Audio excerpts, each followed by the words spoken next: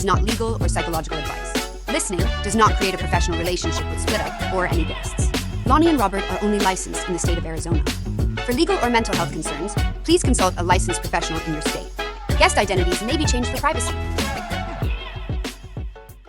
Hi, welcome to Split Up. This is your app and resource for navigating family court. I'm Robert DiCarlo, an Arizona psychologist. And I'm Lonnie Sheldon, an Arizona family law attorney. Thank you so much for joining us. Today, we're going to be tackling a big post-divorce question, and that is when and how to start dating again, especially when you have kids. We know moving on isn't just about you, it's about your kids too. And we know they might struggle with seeing a parent in a new relationship. And if dating triggers more conflict with your ex, it could cause some long-term emotional stress for everyone. So we're going to be talking about how you date in a way that's healthy for you, your kids, and how it might impact your co-parenting relationship. So let's get into that. And I'm going to be talking to you about legally, can dating impact your custody case? Whether introducing your kids to a new partner is too soon, or dealing with a co-parent who sees your dating life as a threat, and what kind of issues can happen from that. So, Lonnie, did you want to introduce our skit? Yeah, let's kind of talk about this. We've created a skit, and this one is Meet My Girlfriend Again. So the scenario is Mike and Lisa divorced a year ago and share 50-50 custody of their two kids, 10-year-old Jake and 7-year-old Emma. Mike has started dating again, and Lisa has concerns about how it's affecting the kids. So Lisa says, Mike, we need to talk. Jake told me that he met another one of your friends last weekend. How many women have you introduced them to now?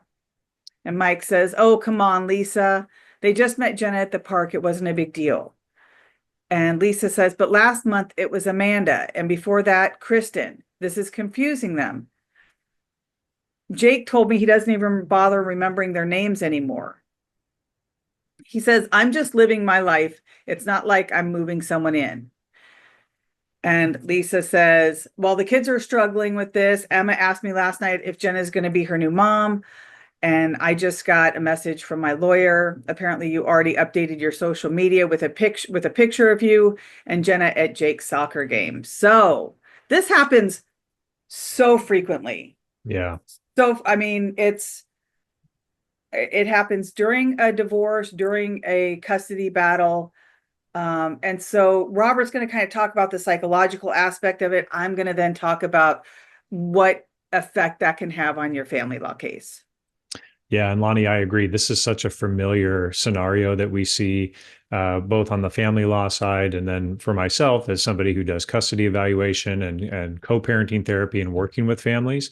I get both parents' perspectives here and why these can create such stressful situations for the family. So, from a psychological standpoint, dating after a divorce, we have to know that it affects more than just the parents. My talk today is really going to focus on how this might play out emotionally for the kids. We do need that kids typically need time to adjust to changes. Divorce is a major life change, and even though it's fairly common in families, kids still need that sense of stability before they're introduced to any new figure, but particularly ones that they might view as a parental figure. And depending on the role that new partner may play, they could take on some parental responsibilities, or they could just be somebody that mom or dad or the parent is dating. If new partners come and go, kids may feel anxious. They might avoid forming attachments, or they might feel like they have no control over their environment.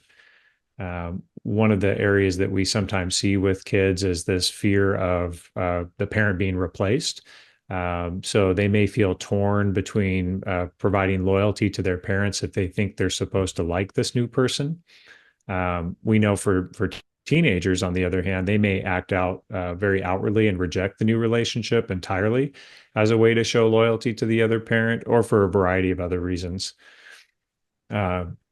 introducing a new partner too soon could also trigger some co-parenting conflicts. So if your co-parent feels blindsided by a new partner, depending on how they're introduced and how that role plays out, you may see some retaliatory behaviors, which may make custody decisions more difficult, or perhaps if you're already undergoing some sort of custody related litigation, it may exacerbate some problems there. And this is true, by the way, even if things are amicable. A new relationship can trigger a lot of unresolved emotions, maybe grief, jealousy, or resentment. And that could really escalate into some conflict unnecessarily. So the right timeline for introducing a partner really needs to be considered. On that topic, there's really no one size fits all rule. Sometimes experts I've heard recommend waiting at least 6 months before introducing kids to a new partner as just a general guideline. I don't see much evidence in the literature and on the empirical end that there's sort of a magic number of months or weeks to wait. But just sort of, common sense suggests that, it might take about 6 months to really assess the stability of the relationship. And you really want to wait to introduce children to relationships that might be more serious and stable. Not during a casual dating phase when you're trying to get to know somebody and you don't know all the ins and outs of the relationship. So you really have to assess that carefully and look at the context and circumstances around your relationship with that person. And you also want to be honest, but age appropriate in how you talk to your kids about dating and your dating life. Certainly some kids could at certain ages handle more information, but younger children, for example, don't need all the details. So you really want to Okay, consider. so I do have a question Yeah, that is coming up even before my putting you on the spot. sure. So when they say waiting 6 months, is that after you've known the person for 6 months, or is that waiting 6 months after the divorce is final and the other parent has moved out? Great question, Lonnie. And I think that references what I meant about context. So certainly if you go on to date somebody who you've known for a long time, but perhaps have not had a romantic connection with them until, a new phase in your life, that may adjust that timeline. Maybe you know more about that person than you would if you had sort of met somebody on a dating site, for example. In those situations, you have to keep that context in light when you're making those decisions. But is there any time, let's say somebody's getting divorced, or they're just splitting up and they were never married, and the person moves out on a Wednesday. If the other parent has known the person for, say, years and knows it's going to work out, should they introduce as soon as Saturday, or should they kind of also give time for the kids to adjust just in kind of what's happening in their world, excluding the relationship? Yeah, I think the primary argument in this scenario would be just the expectations and the way the children may interpret that sort of scenario. So, they may have only seen their two parents together in that context for the entire, for their entire development and their life. Now they're navigating this huge change in their life. Mom and dad are splitting up. One parent's moving out potentially. I could foresee a lot of confusion for a child seeing a parent moving in or starting to date somebody on the heels of that major life change, because now they're not only navigating the grief and confusion over mom and dad's divorce, now suddenly they have to fit in this idea of a new possible parental figure, or at least somebody that is romantically involved with that parent. So that confusion can lead to a lot of anxiety, possible attachment issues, confusion about what their role is, or maybe if mom and dad are moving on, what that meant about, their thoughts and beliefs about their family and their family system. So as a psychologist, I would say that would be potentially problematic and something that would need to be looked at on a case-by-case basis. Yeah, and I wonder if having that happen too soon could actually cause the kids to believe that that person is responsible for the divorce. And if that person wasn't actually involved, that mom and dad might get back together. Absolutely. And that's a big cognitive task for children in divorce is, this sort of magical thinking about, mom and dad getting back together. And if I do X, Y, or Z, mom and dad will get back together. They sort of crave that stability that they may have had, even, by the way, if that relationship between mom and dad was unhealthy and the children were witness to that. It was still their sense of normalcy. And to have something different may be really unsettling. It would feel like their foundation has fallen out from under them. So these are things that really need to be considered. Okay, so let's talk about how dating can affect legally their custody case. Courts don't say you can or can't date. They don't say, wait until after the divorce. The court's not going to, tell you that you are not allowed to date. But you have to be, one, super careful about who you're dating, right? I mean, if you're dating like a revolving door and introducing kids to these people, have you done a background check? Do you know that this person is appropriate and safe?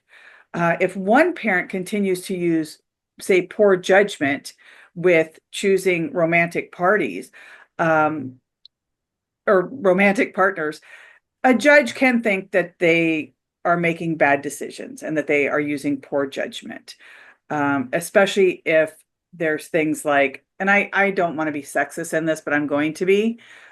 Typically, it's a woman who has a lot of boyfriends, and they're not checking on them, and they're letting them sleep over, and they're letting them babysit little girls and things like that. I think the court gets a little leery about that, especially if there's not been any background check on the person, or if the woman doesn't know.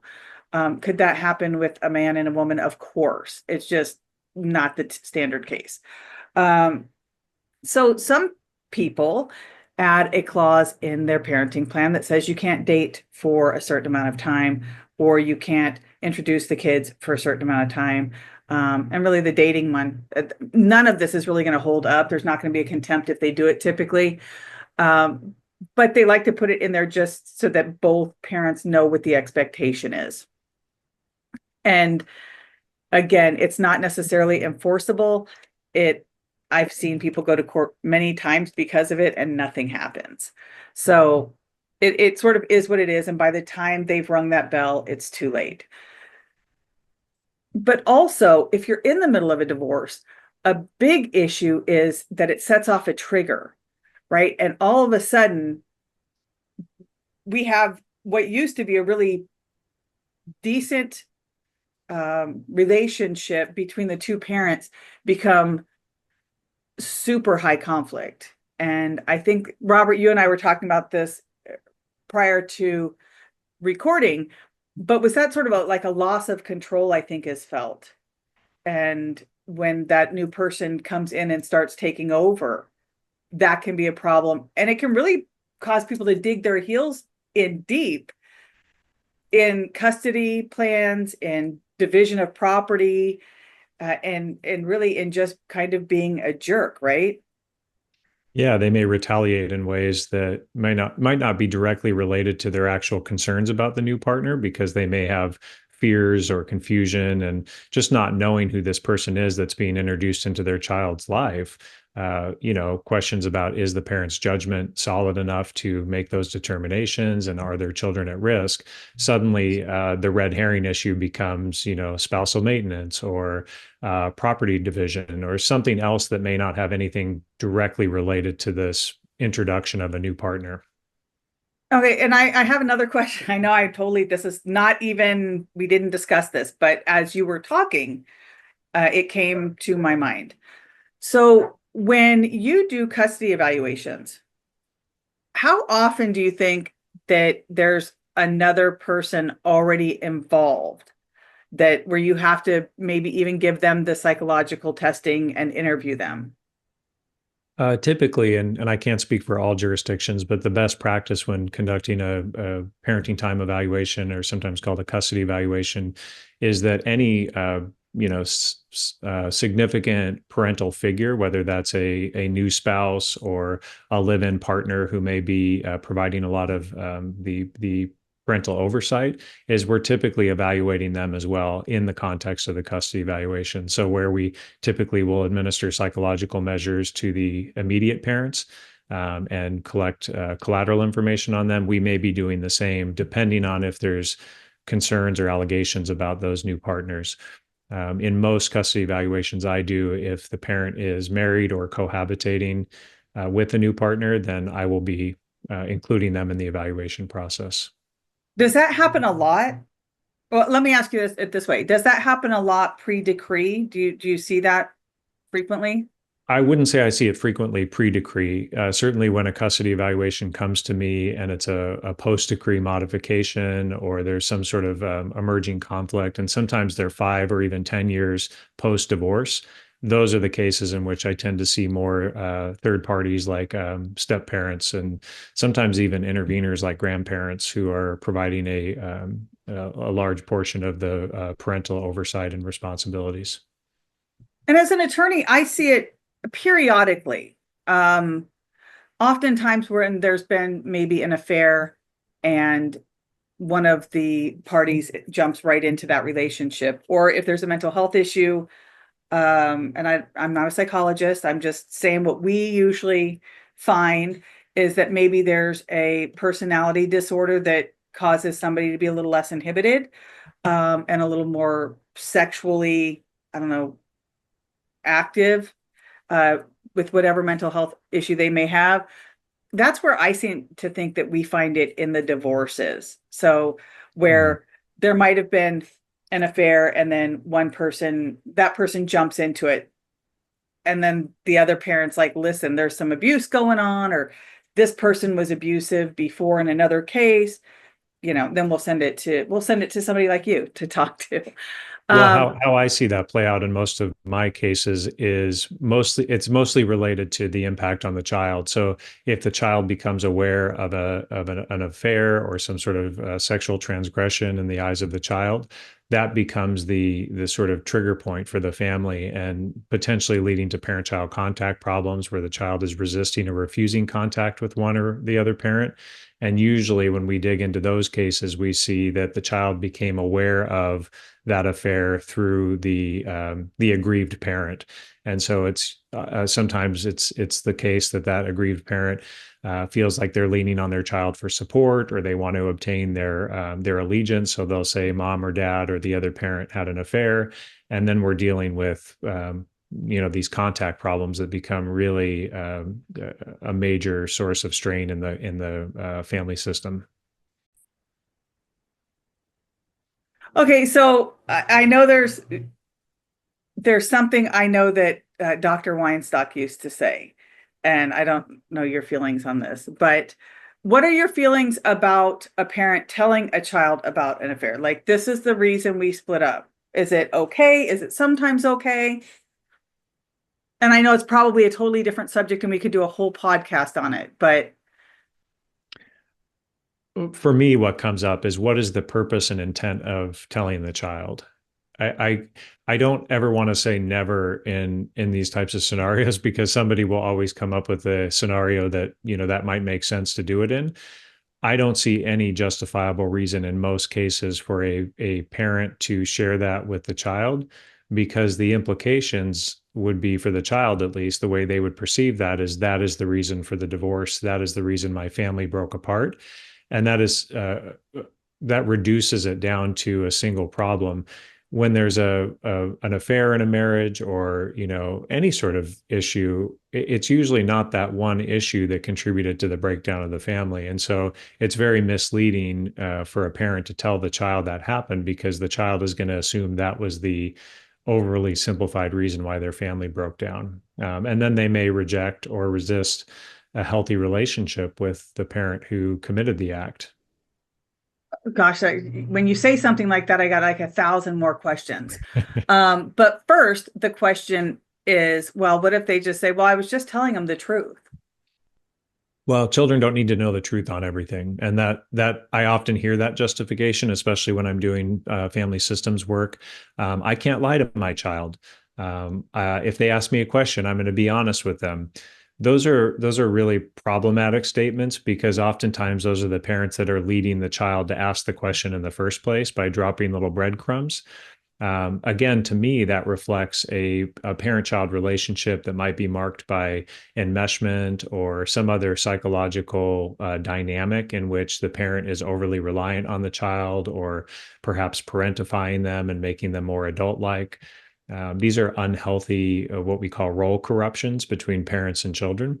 And they have significant psychological implications for the child and the parent-child relationship. So I would take issue with a parent saying, I can't lie to my child and I need to tell them the truth when there's lots of things parents don't tell children about, and we do that strategically.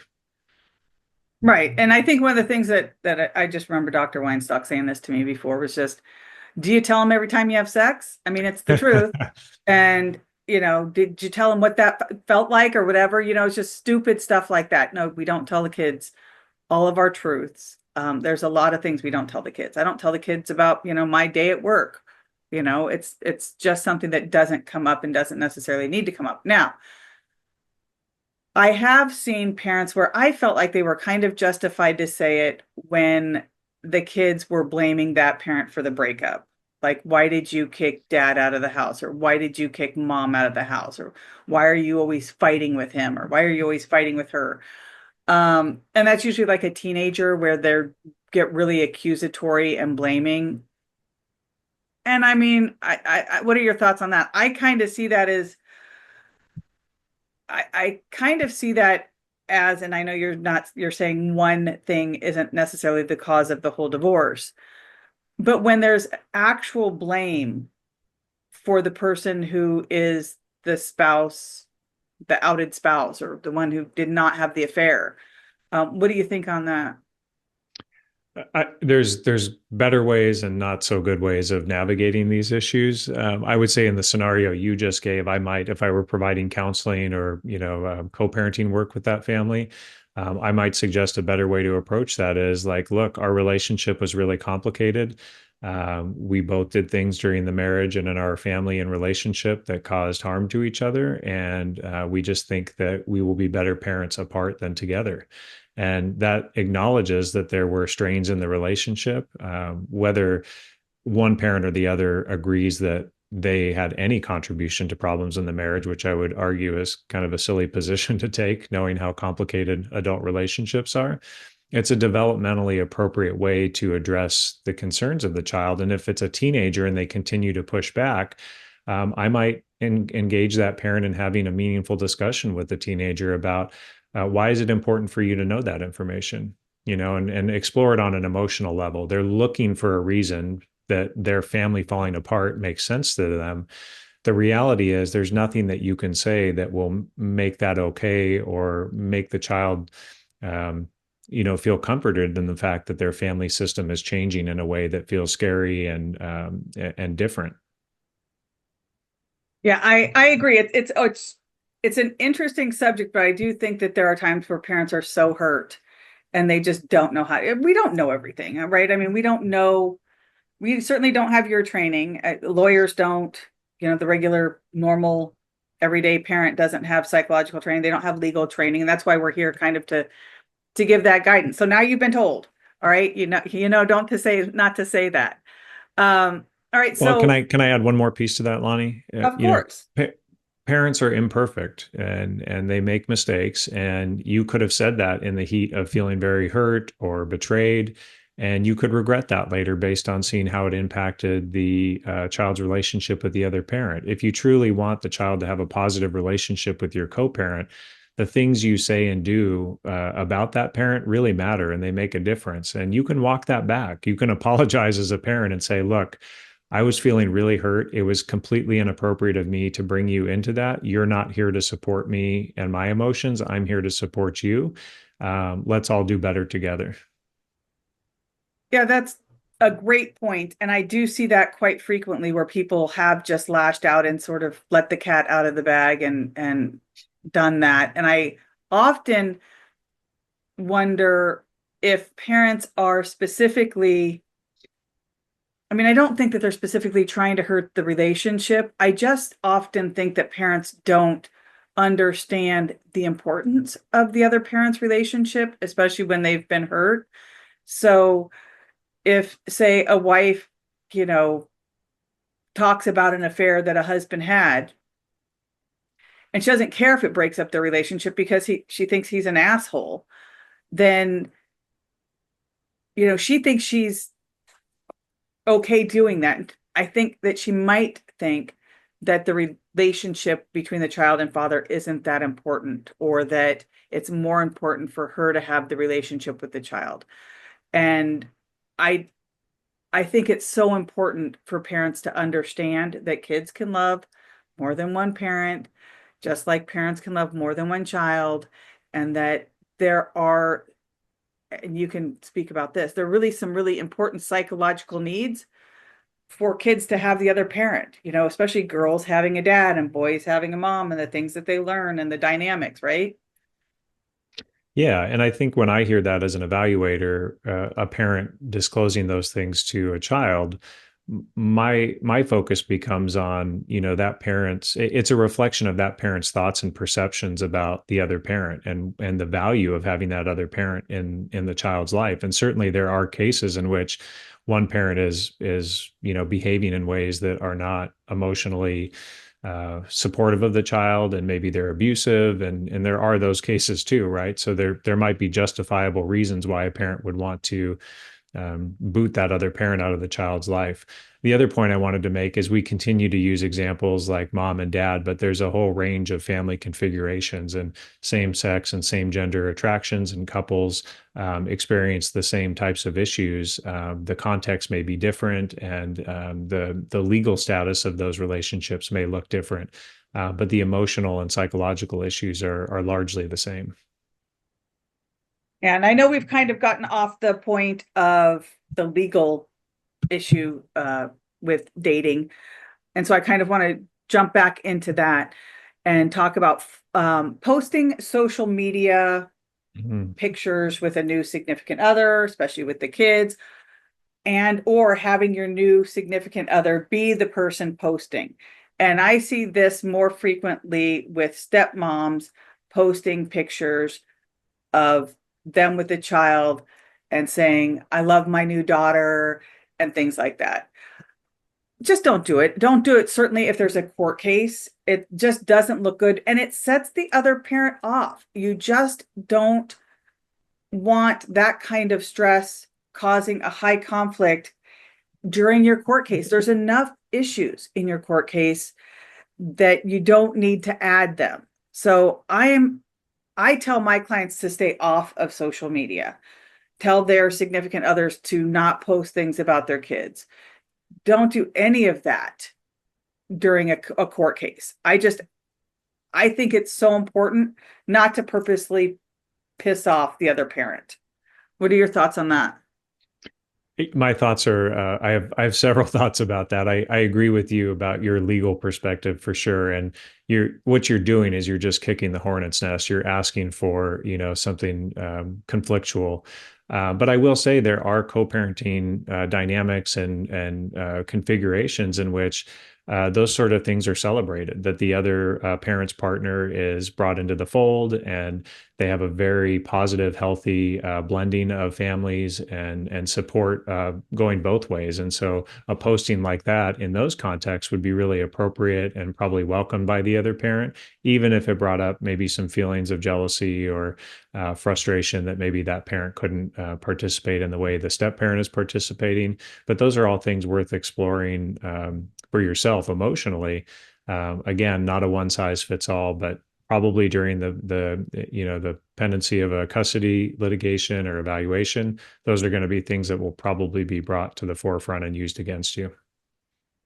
Yeah, and even if it's not used against you, you're pissing off, you're kicking the hornet's nest, as you said. You're really pissing off the other side, and that's not going to help your case. If you're looking to get issues resolved, let's not, get the other side so mad that they're just trying to pick up ammunition anywhere they can, because it can really trigger a high conflict issue, and it can make something that's not so high conflict into really high conflict. And we were talking about this earlier too, how these things kind of trigger. There might not even be a case in front of the court at this time.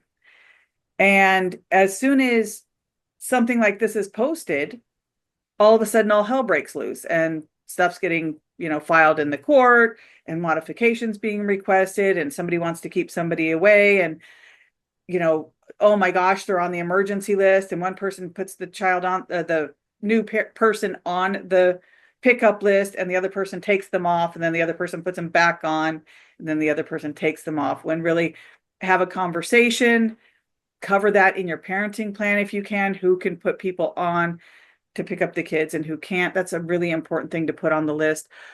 But stay off of your ex's social media too, and stay off of don't go down that rabbit hole of stalking someone's social media to the point where you're frustrating yourself. That does nobody any good. And it really, judges just don't care that much. And I hate to say it that way, but you have to understand that judges are seeing kids really abused. They're seeing kids beaten. They're seeing broken arms. They're seeing a spouse who's just had the crap beat out of them in domestic violence. And so the fact that somebody posted that your kid is cute and this is your new happy family just doesn't really strike the judge as something terrible. And so when you go out there posting stuff or filing motions because of things like that, you're not going to get very far unless your idea is just to frustrate the other parent. But that's not going to get you very far. And hopefully most attorneys will agree with that and not take that kind of issue to court, because it's just a lot of money spent for a lot of nothing. And so I think that's something important to look at. So yeah, and if you were, Lonnie, too, if you were coming to me for a custody evaluation and you presented that information, my first question is going to be, what is the impact on the kids? And when I talk to the kids, oftentimes they're telling me, oh, I love stepmom, or I love stepdad, or I love that they're involved. And so the burden is on you to show me why that's problematic for the kid. And ultimately, it ends up being a reflection of that parent's belief systems or perceptions, or sometimes cognitive distortions, or things that speak to their own mental health compared to what they think they're trying to evidence. One of the things that I wanted to do, when we created Split Up, was really help people and give them tools. Are there any tools you can suggest for the person who is just freaking out about these things, where it's not necessarily the best interest of the child that they're worried about? It's just this ruminating in their brain, or this loss of sense of control, or this jealousy. What can that parent do to kind of help themselves get through this so that they are actually doing what's in the best interest of the child? Yeah, that's a great question, Lonnie. So, the first thing is being able to articulate what you're feeling and experiencing. So the very act of just saying, like, I'm feeling jealous, or I'm feeling angry, or I'm confused, and this is a scary situation. Sometimes I've heard therapists use the phrase "name it to tame it," especially with kids, and identifying big feelings. It really does have a taming effect when you identify exactly what you're experiencing. And in that way, you can then challenge, is this a real fear? Is it mapping onto something that's legitimate that I need to actually act on? And then doing a cost benefit analysis. If I take this course of action, here are some possible benefits and here are some possible drawbacks.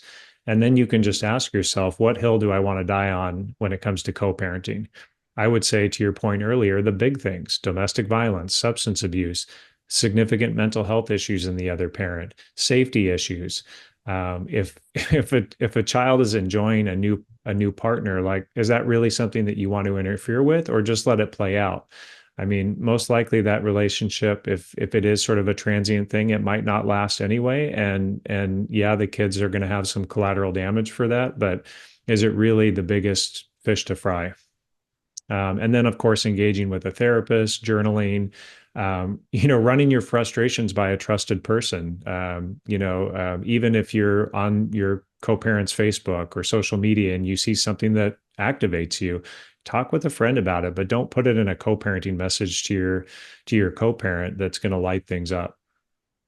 And when you're talking to a friend, talk to a real friend. Right. Don't One that talk to will somebody who's challenge just you. gonna, yeah, Yeah. somebody's not just gonna egg you on and go, that bastard, let's get him. Yeah. You want to make sure that you are getting appropriate advice, because it's not going to help you at all to get frustrated or saddened about what's going on in the other person's life. You really kind of figure out how to get through that yourself.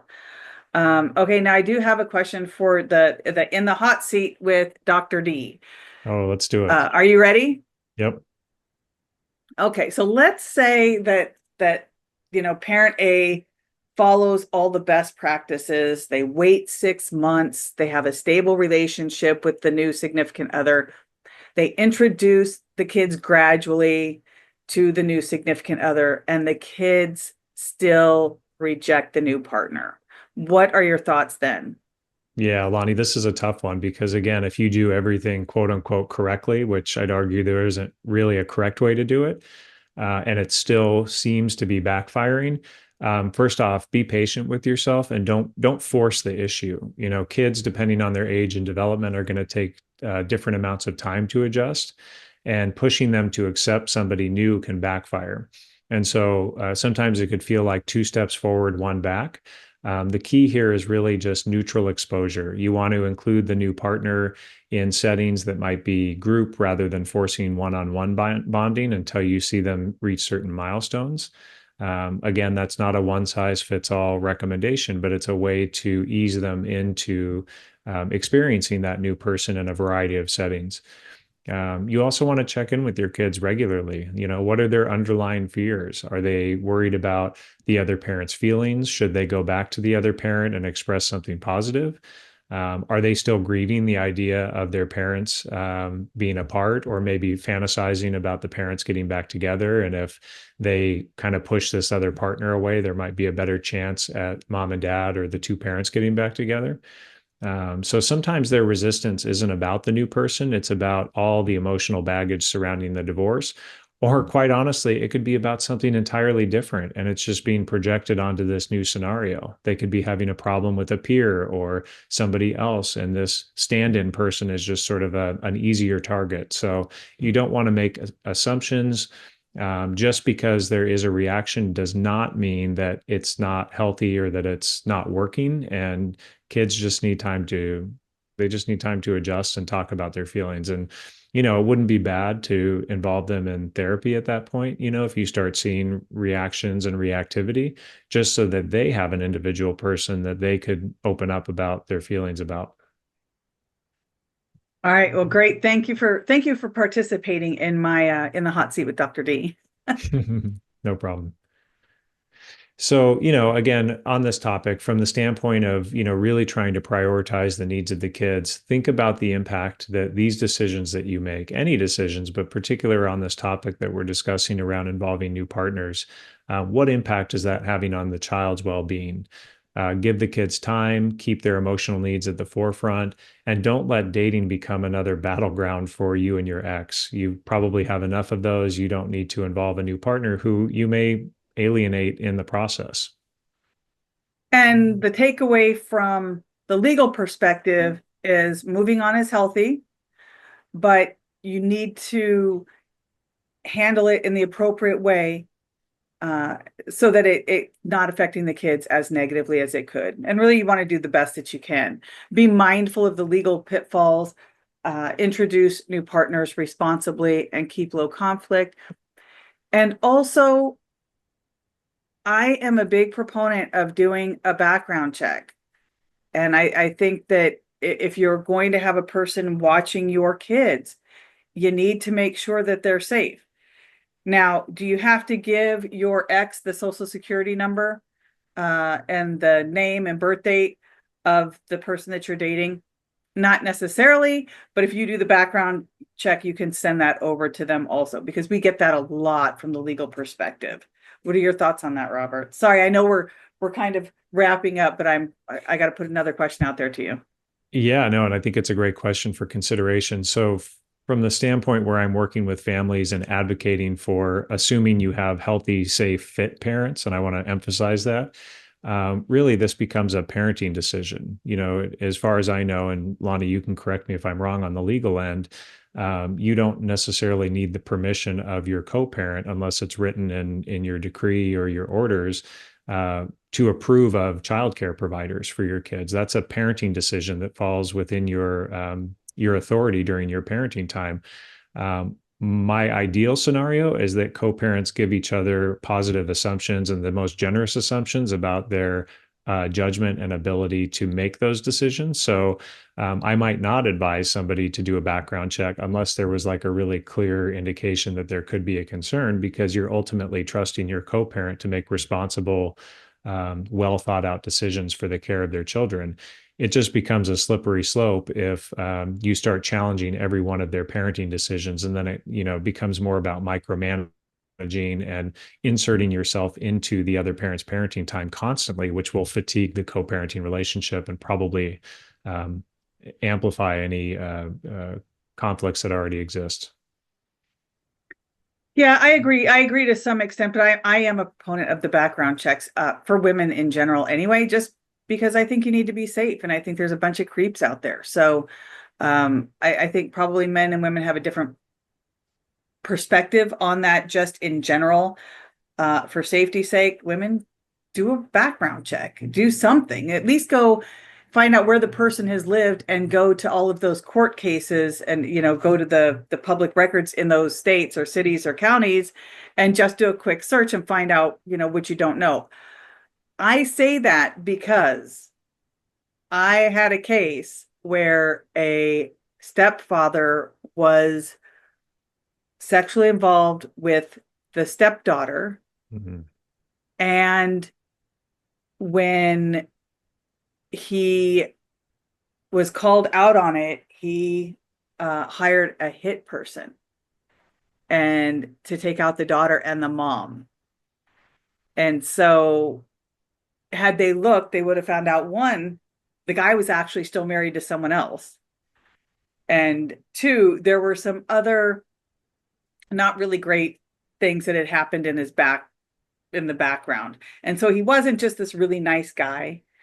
But he hid it for long enough for them to get married and for him to be granted, trust and permission to take the kid out of state for an activity. And that's when stuff happened. And so I am a huge proponent of the background checks. I get Robert, it's not. And by the way, when you sign your decree, typically if it's joint custody, joint legal decision making, you basically are stating, especially if you sign it, that the other parent is a fit and appropriate parent to parent that child. So to what Robert said, you can't micromanage them because you've already said that they're a fit and appropriate parent. And if you didn't say that in an agreement, that means the court found that person was a fit and appropriate parent. So keep that in mind when you're micromanaging or not micromanaging. I know I went off topic again, Robert, but and took us a little out there. They're all great points, and I don't disagree either with doing background checks. Even if you're not concerned about a safety issue, if you've been through a divorce, you might be a little bit guarded about bringing somebody into your life for a variety of reasons, like what does their financial picture look like, and other things that might be hidden from just sort of day-to-day dating. Those are important things to know about a partner post-divorce. If you've been through a divorce and know what sort of things get brought up and how assets are divided, and all those dynamics that are sort of legally based, but you may want to know those things. I do want to just say that when you are looking at somebody's background, especially as we look at it as custody evaluators, sometimes context is important there too. So you could have, for example, a police report where somebody made an allegation, but those allegations were unfounded or found to be non-credible. And so you just want to look at every piece of information with that in mind, that if something's written, it doesn't necessarily make it true, and there may be other context. So communication would be key. And just keep that in mind. Yeah, and something that I do want to bring up is that our app Split Up actually takes people all the way through, right? So we don't just take people through the divorce or separation or paternity or modification. We actually do provide some significant input on continuing dating and things like that, you know, even protecting your assets once you start dating or getting remarried. So just understand that split up does go from, hey, I'm thinking about divorce, to all the way to, hey, I'm thinking about getting remarried, and all the way to prenup. So just keep that in mind, and we'll have more information like this available on Split Up. All right. Well, thank you, Lonnie, for that. And thanks for tuning in to Split Up. We'll see you next time. Bye. Thanks. Bye.